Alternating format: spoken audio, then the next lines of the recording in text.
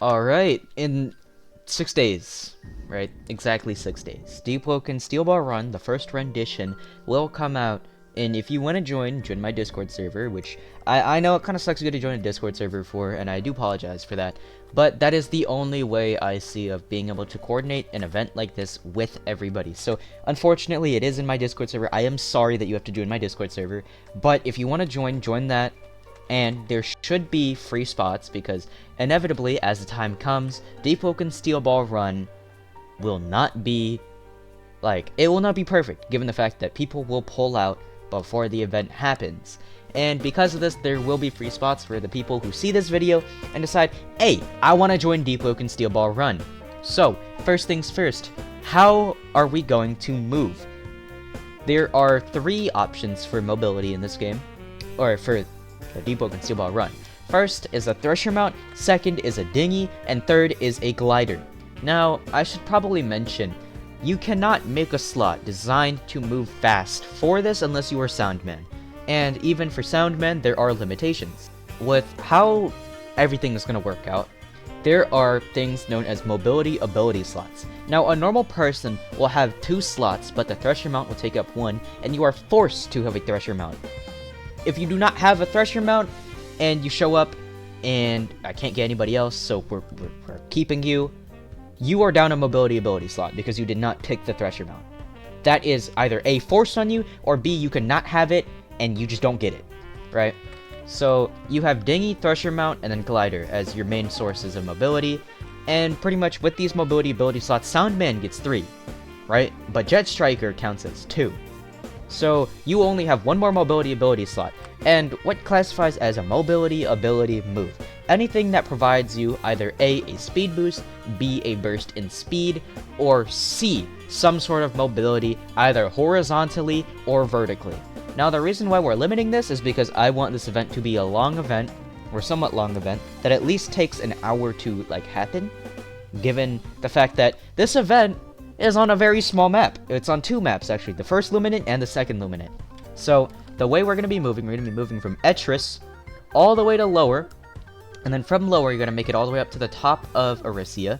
And then you have 2 options from the top of Arisia. You could either A, jump down and sail over to Vigils, or B, you could follow the pathway up here and get all the way to Vigils. Then from Vigils, we have to go all the way up top to the spot right here known as War Spot. Then from War Spot, eventually you make your way to Alston's Landing, before eventually moving all the way to the top of Ministry, where the Heroes Valley is. Now this is the first map, and the thing is, I will have everybody allied, so I can see where everybody is progress-wise on the map. I could see if person A is over here, person B is over here. I could see everybody. That's the important bit, right?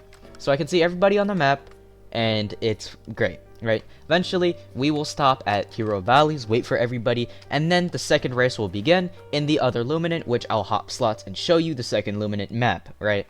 Now, I should probably get this out the way. This is pretty much a no PvP event, besides a couple instances.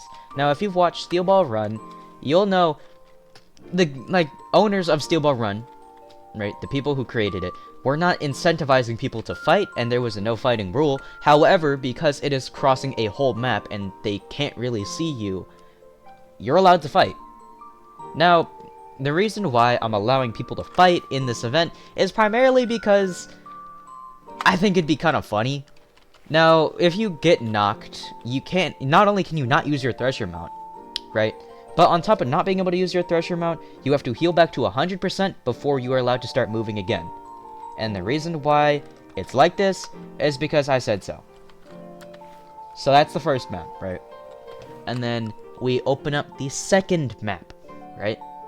So now we go hop slots. We're in the other Luminant. Now, if you don't know how to get a thresher mount, I will show it probably at the end of this video. Or no, I can just show it right now. So pretty much, if you want to get a thresher mount, right about here, there's a guy. You talk to him. He has a little thresher baby. And then you go up top here to the deep thresher nest, grab the eggs, bring it back to him. I have some eggs here. And then once you bring it back to him, he's like, hey, thank you for these eggs. You want a thresher mount? You just say, yeah, you get a thresher mount for free, pretty much. If you've already done that, you need crowns, or you just gotta do the quest again. Highly recommend you get a thresher mount for this event, because thresher mounts are faster than sprinting. So that already alone is really strong, right? So boom, the guy right about here. You talk to him, he gives you a Thresher mount. Now, from the top of song, which is where we're gonna start right here in the Hero Valleys. The idea, we go from here all the way to Summer, then to Sharika Point, and then from Sharika Point we go to Minas Landing, then White Rock, then Fort Merritt, then we cross all the way to right here, then we go up to Great Hive. From Great Hive, we then have to make our way to Monkey's Paw, where the event ends. Now, at the end of the event, I'm going to be totaling the points because I can see who gets where first. I just got to check the map. I can see, oh yeah, this person made it here, he gets 1 point. This person made it here, he gets 1 point. Now, that being said, the person who finishes the event first in each Luminant, like if you make it to Monkey's Paw first, or if you make it to the top of Mini first, that person will get 3 points for that. Every other marked place that I will be marking in the Discord server, which you can find, will have a marker. Like right here there's a marker, right here there's a marker, right here there's a marker, marker, marker, marker, marker, marker, and marker. So every marker you reach, you get extra points. Or you get 1 point. And then you hit the end, alright? You finish the race first, in either which Luminant, you get extra points.